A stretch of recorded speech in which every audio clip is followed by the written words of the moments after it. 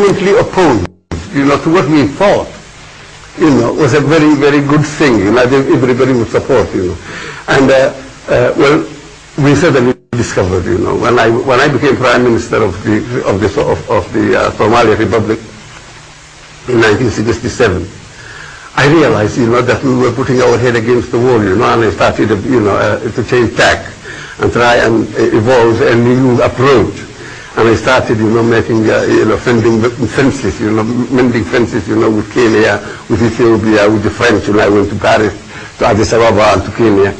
And we thought, that let us approach this in a peaceful way, but the damage was done. The tyranny of Siad Barre is often quoted as central motivation for the self-determination or the rights to self-determination of Somaliland. How have the people of Somaliland been victimized by the South? Well, the thing is that, you see, as you said, we blame the dictatorship because it has been more pronounced. It was, the gravity of that, the domination of the North, of the South over the North, has started almost simultaneously with independence. But the first 9 years, there was a semblance of democracy at that time. So the domination, and the victimization, of the North, the pushing us into a second-class citizenship was then subtly, through political means, through, all that, for example, when we first united with the people, the whole of Somaliland, was one region. So we remained, the South and the North. That was the identity, was the South and the North. They start breaking the country, into small regions, so that we become just one of the regions, the overall identity of being Somaliland, has been completely destroyed, by this. But when the dictatorship came, and the Soviets, became, the power of, the influential power, in the area, I think they realized that our spiritual connection with the Arab world and Islam, that we made their task, of socializing the country, of eliminating Islam, as the major cultural influence. That Somaliland was an obstacle. Our trade links, our cultural links, our proximity, with the Arab world was such that we became, so even the Soviets themselves, approved, of eliminating the influence of the thing. That is, in fact, if they had their way, it would have been killed, That's one of the good things, the President Siad has done, He thought that he wouldn't benefit by killing me, but, so he kept me in detention for 12 years instead of killing me. But the Soviets wanted, the 28 members of my government who were arrested, at that time, on the 20th of October. The Soviet opinion was that we should all be eliminated, killed, the 28 of us all. So the cultural domination, has bred resistance from the South, and that resistance, had eventually came, naturally it was inevitable, it came to fight, to freedom fighting, it became to war.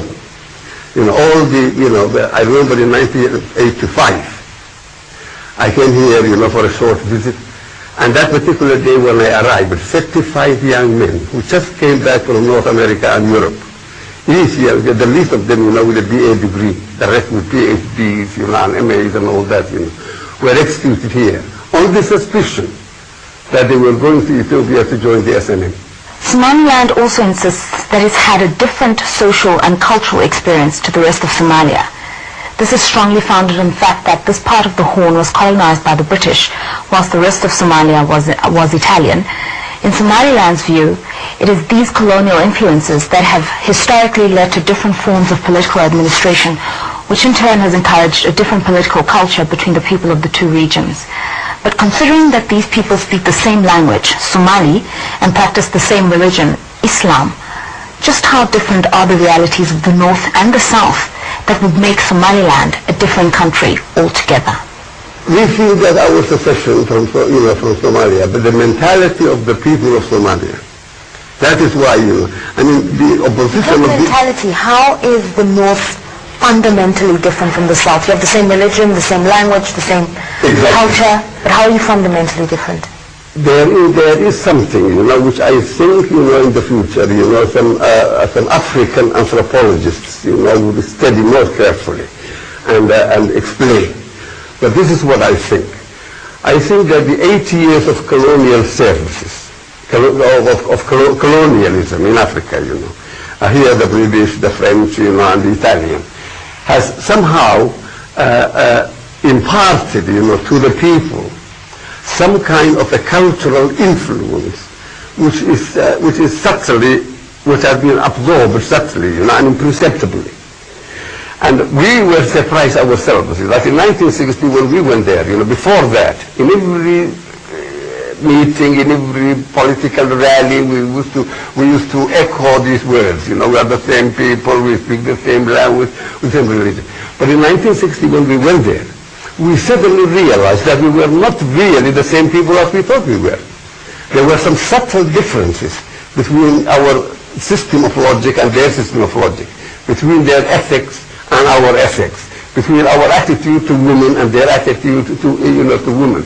And it is subtle. It is something which has been. It is exactly what's happening here now today. For example, they couldn't conquer their chaos, but we have been able to conquer the chaos, and that is the reason why here the British, were ruling this country. They didn't attach any great importance to Somaliland. The only reason why they were here was to guard their way, the gateway to India.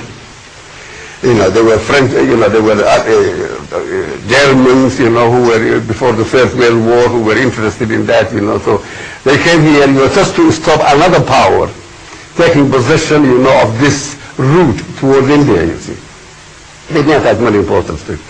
There was never, more than 150, Englishmen, in the whole of Somaliland, The country was ruled indirectly through the traditional leaders, of the, leadership of the clans. So our traditional leadership here was enhanced and made more powerful under British colonialism. Whereas in Somalia, there was a settler, Italian settler. 25,000 people were settled, and another 25,000 were coming before war broke out. And the country was ruled not for the benefit of its people, but for the benefit of the settlers. And the Italians were ruling the country directly by themselves, not through any tradition. So the traditional leadership, of the clans in Somalia has absolutely atrophied during colonialism. So when the central authority disappeared here in Somaliland, we had this, the vacuum was immediately filled by the traditional leadership. And when I came into office here, all I had to do was to negotiate with the elders, bring the elders together. We brought them together in Borama, and immediately from there, through them, we have rebuilt the nation. In fact, we think we have invented a crisis management system, a system of crisis management and peacemaking, which I think has a lot to offer to Africa. There's an executive cabinet, there's a parliament with the Senate, and there's a House of Elders. How do all these come into play to better the reconciliation process? Everything is based on the clan. I was elected by an electoral college which was composed, of representatives of all the clans of Mogadishu. We are now trying to step away from that. You see, we have got this philosophy that tribalism cannot be eliminated, by a decree signed, or a law passed by parliament, or a decree signed by a president. Tribalism is a stage in the evolutionary process of man. Anywhere in the world, every nation has once been a collection of tribes.